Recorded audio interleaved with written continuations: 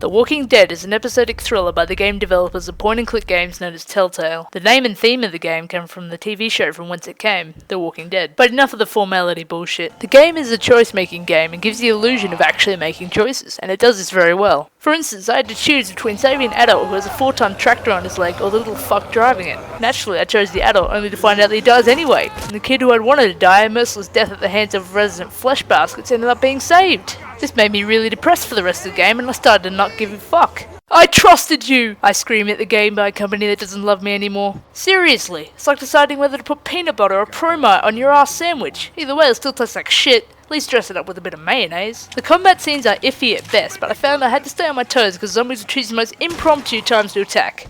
Like on a secluded farm in the middle of nowhere. Or another secluded farm in the middle of nowhere, but this time it's got a badass electric fence that runs out of fuel at the first opportunity. But now we're getting to the core, because it wasn't really made for that, was it? Interactive entertainment, they said. Choose your own story, they said. As I haven't played the final episode, I can't say how this will affect it, but the only thing I can say for certain is that my character is fucked. Due to the aforementioned non-fuck giving, I was basically a prick to all my friends. This guy, this girl who ended up dying anyway, this guy.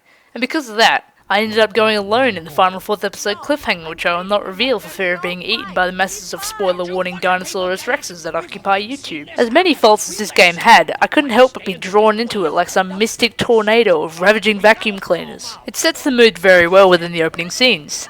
A ride with a police officer, an attack by said cop as a zombie.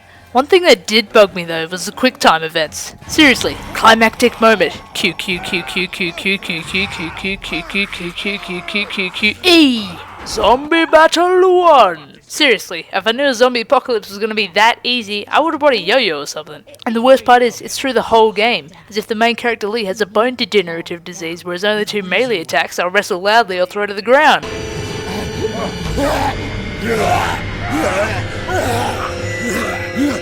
After I'd reached the end of the 4th episode, my keyboard walked out of me saying, "You always touch me in the wrong places, snob snob whinge whinge." This left me wondering if this is why my cat walked out as well, which was then preceded by a 4-hour time span in which I cried myself to sleep. But enough of that. Walking Dead is an intensely story-based point-and-click game, which, for a point-and-click game, achieving a story is somewhat tangible among the gaming community.